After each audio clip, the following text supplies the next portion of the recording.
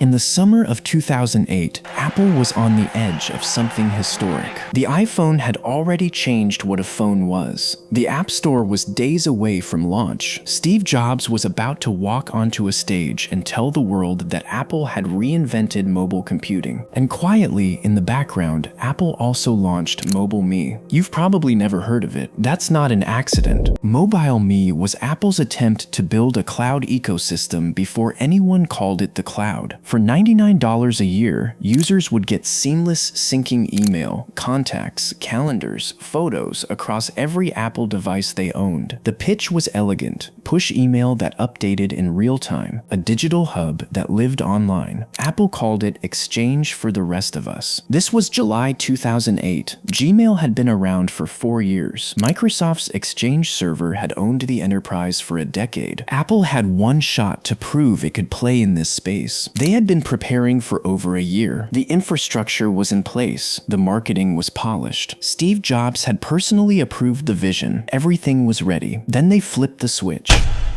Within hours of launch, the servers buckled. Users couldn't log in. Email refused to sync. Contacts disappeared entirely gone, as if they had never existed. Calendars corrupted. Photos failed to upload. People who had just handed Apple 99 were staring at error screens. This wasn't a small outage. MobileMe was down, partially or fully, for 31 consecutive days after launch. Apple's own status page listed the service as degraded from July through September 2008. Some users reported losing months of email. Others found their contacts duplicated hundreds of times. A small number of users never recovered their data at all. For context, this was the same company that had, 3 days earlier, launched the App Store without a single reported outage. The same company, 3 days apart. Two completely different outcomes. The press didn't let it go. Wired called it a disaster. Walt Mossberg, then the most influential tech journalist in America, wrote that MobileMe was not ready for release. The Guardian compared it to Microsoft's worst product launches. Apple stayed silent. No public apology, no explanation. Just a quiet status page update every few days. What happened inside Apple was a different story. According to Adam Lashinsky's reporting in Fortune, and later confirmed in Walter Isaacson's authorized biography of Steve Jobs, Jobs called the entire MobileMe team into a meeting shortly after launch. He stood in front of them and asked a single question: "Can anyone tell me what MobileMe is supposed to do?" Someone answered.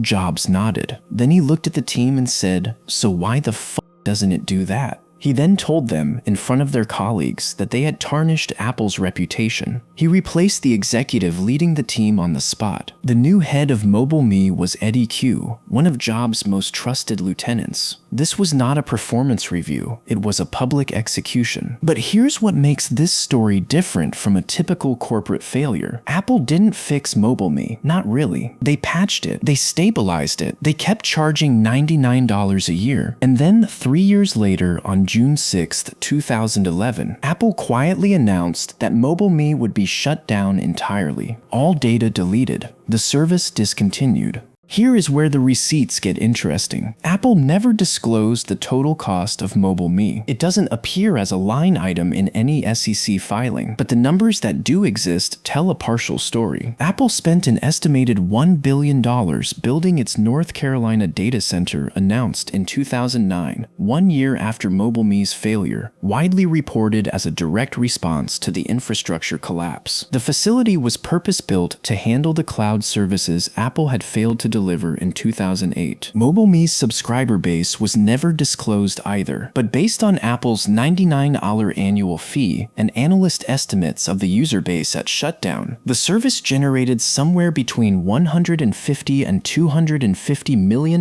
in total revenue across its 3-year run. The data center that replaced its infrastructure cost 4 times that, conservatively, and the reputational cost of MobileMe followed Apple directly into the iCloud launch in 2011. Jobs, on stage at WWDC, acknowledged it directly. He said, and this is from the official transcript, "Now, you might ask, Why should I believe them? They're the ones that brought me MobileMe. The audience laughed. Jobs smiled, but that single line told you everything. 3 years later, Apple's CEO was still doing damage control on a product launch. That is not a footnote. That is the story. Every billion-dollar empire has a glitch. Apple's glitch in 2008 wasn't the product. Products fail. That happens. The glitch was something quieter. Apple had spent years building a reputation on things that just work. MobileMe didn't just fail. It failed publicly, expensively, and in the exact category cloud services that would define the next decade of computing. They never admitted the full cost. They never explained what went wrong inside the infrastructure. They replaced the team, stabilized the service, collected 3 more years of subscription fees, and shut it down. The paper trail shows a company that got very good at moving fast enough that nobody stopped to count what they left behind. Subscribe, follow the evidence.